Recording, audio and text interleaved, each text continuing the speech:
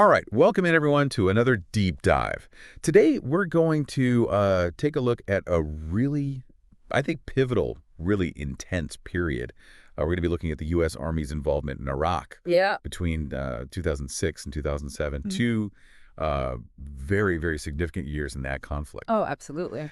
Now, to do that, we're going to be, we're fortunate enough to have some really good source material Yeah. to pull from.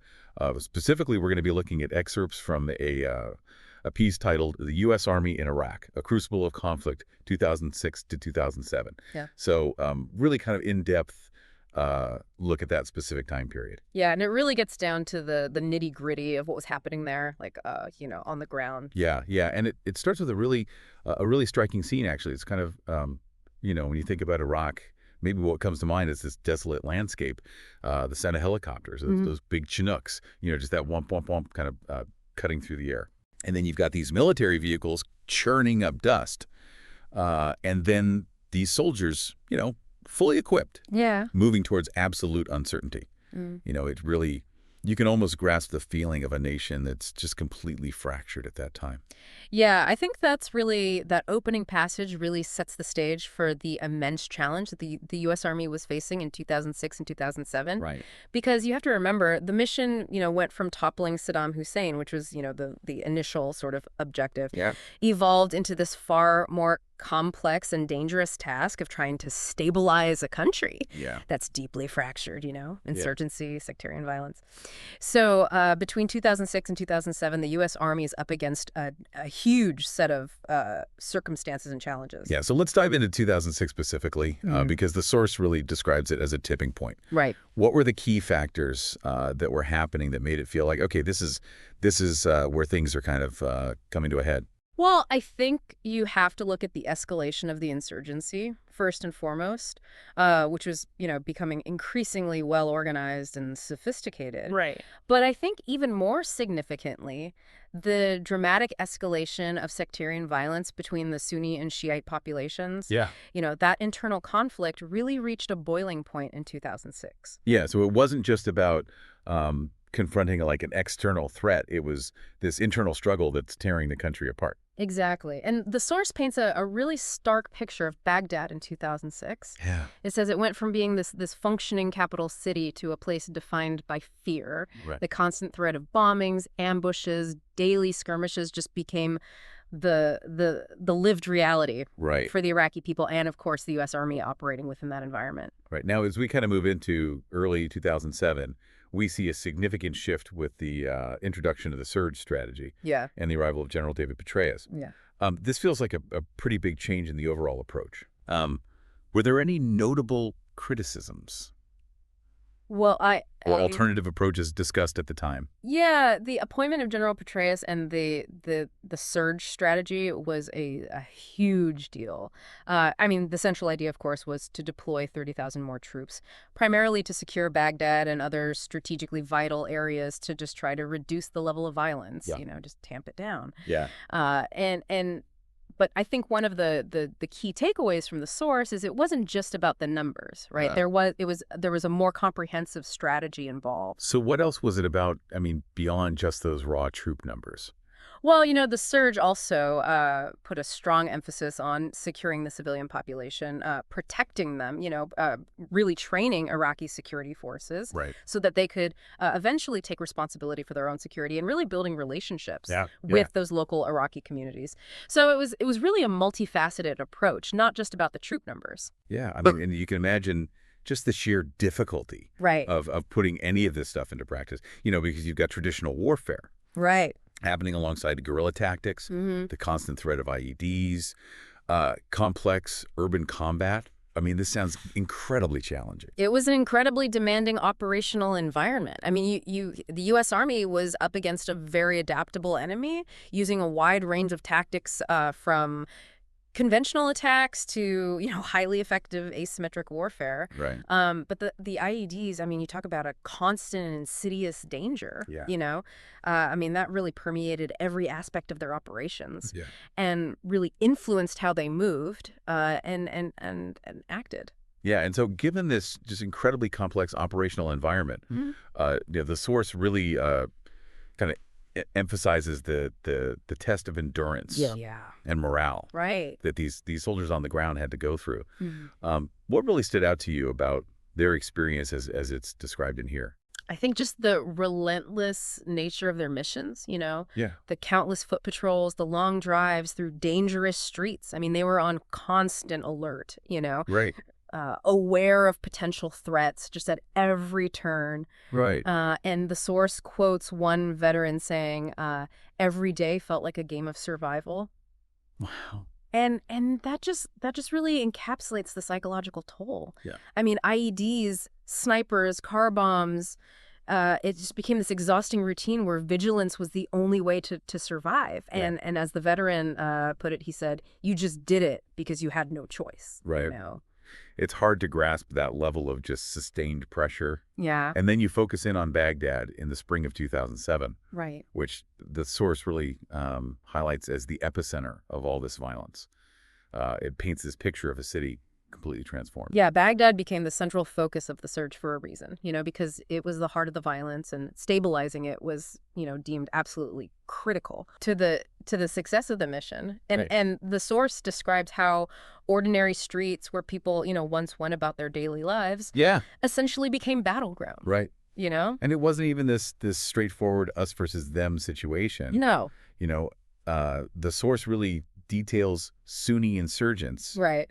fighting Shiite militias. Yeah. And the U.S. Army is trying to navigate this incredibly complex and volatile web. Exactly. I mean, it's important to understand it was a deeply layered conflict unfolding within a single city. Right. You had these sectarian divisions that were manifesting as, these localized conflicts. Yeah. And the U.S. forces were frequently caught in the middle, trying to de-escalate the violence between these factions Right. while simultaneously, combating the broader insurgency. So, it's a very tricky situation. Yeah. Yeah. And the fighting itself sounds brutal. I mean, you're talking urban warfare, house-to-house clearing operations, the constant threat of ambushes. I mean, this isn't traditional, like, open field combat. No, this is intensely personal and close quarters. Yeah. Yeah. And urban warfare presents its own unique and difficult set of challenges, Yeah. the close proximity to the civilian population, the dense urban infrastructure. I mean, that can provide cover and concealment for insurgents. Right. Demands a very different kind of training and tactics. And as source points out, the added complexity of working with the Iraqi security forces, who were, still developing their capabilities, and the cultural and language barrier. I mean, it just made an already extraordinarily difficult situation even more so. And then while all this intense fighting is going on, the source also kind of draws our attention to the emergence of al-Qaeda in Iraq, Right. or AQI. Yeah. And this feels like a particularly dangerous element that further complicated an already incredibly complex situation. It was. I mean, while the army was dealing with this general Sunni insurgency and the Shiite militias, Yeah. the emergence of AQI represented a distinct and brutal element. Right.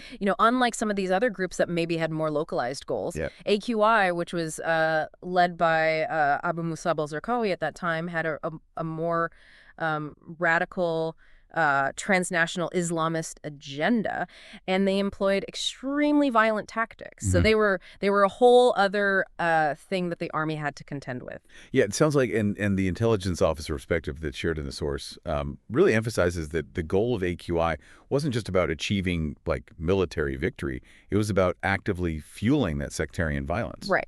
I mean, and they did it through these horrific beheadings, the suicide bombings. I mean, these weren't random acts of violence. These were, deliberate tactics Right. intended to just sow widespread discord and create this environment of fear and distrust between the Sunni and Shiite communities. I mean, it was psychological warfare aimed at fracturing Iraqi society, and the U.S. Army had to deal with that, that level of brutality. So facing this incredibly multifaceted and brutal threat, the U.S. Army had to adapt its tactics. Right.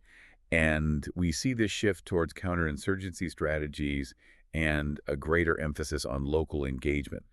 This feels like a really significant evolution in their approach. It was a crucial recognition that military force alone would not be enough to achieve lasting stability. Right. And the focus shifted towards what's often referred to as the hearts and minds approach. And that involves, actively encouraging troops to engage directly with local Iraqi communities, to build relationships based on trust and provide security Right. that the insurgency could not offer. So soldiers were essentially being asked to perform two very different roles simultaneously. Yeah. They're combatants in this incredibly dangerous environment, but then they're also acting as community builders. Yeah. I mean, that's a huge shift in responsibilities. Yeah, it's a big shift in mindset. And Right. and as the veteran in the source reflects, we weren't just soldiers anymore. We were trying to be peacekeepers, advisors, even counselors. Yeah. And they made a deliberate effort to reassure the Iraqi people that they were there to help, not to occupy. Right. And according to his account, this did have a positive impact Okay. in some areas. Yeah. But despite any signs of progress, the source certainly doesn't shy away from the human cost Right. of this conflict. Yeah. During 2006 and 2007. Yeah. I mean, just the sheer numbers are incredibly sobering. Right. The casualties are a stark reminder of the intensity of the fighting, during those years. Over 3,000 U.S. troops were killed. Wow. Thousands more were injured. I mean, many permanently. Yeah. So it represents a profound sacrifice. And beyond the physical wounds, the source also talks about the emotional toll. Right. The impact on the soldiers themselves, Yeah. their families, their friendships. Right. It's just this ripple effect that extends so far beyond the battlefield. Exactly. I mean, the psychological burden of combat, the grief of losing comrades, Yeah. the strain on families thousands of miles away, and the veteran's statement about losing a friend. He said, "It never leaves you." Wow. And and that speaks volumes, about the scars that many of these individuals carry. By the end of 2007, the source indicates some signs of change. Yeah. Kind of a fragile sense of progress. Mm-hmm. There's a decrease in violence in Baghdad, but it also emphasizes how precarious this peace really was. It's interesting because the surge did appear to have a tactical impact. Yeah. I mean, reducing violence, particularly in Baghdad.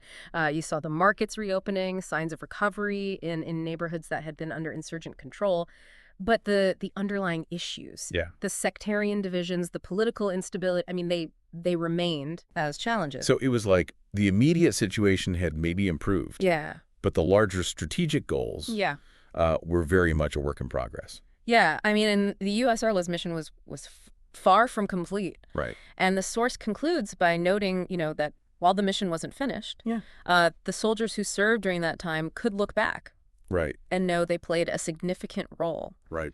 in a very historically important conflict. Yeah. I mean, it really brings into focus just the sheer scale of the challenge faced by the U.S. Army during those really difficult years. Oh, absolutely. I mean, their resolve, their determination, their sacrifices, really impactful. And the source makes a point of referencing those darkest moments alongside the resilience of the Iraqi people themselves. Yeah, and that's crucial to remember, right? Yeah. Because the narrative of this period shouldn't solely focus on the U.S. military. The Iraqi people endured so much suffering, yet they continued to strive for a more hopeful future. Yeah. And I think the mention in the source's end credits about honoring those who served, Right. those who died, their families, I mean, it really underscores that human dimension. Yeah, the deep human cost. Of this conflict. And I think, as we kind of connect this to the broader historical context, our examination of 2006 and 2007 in Iraq raises a really, really big question. It does. What are the long-term consequences Right. of these military interventions, these nation-building efforts? Right.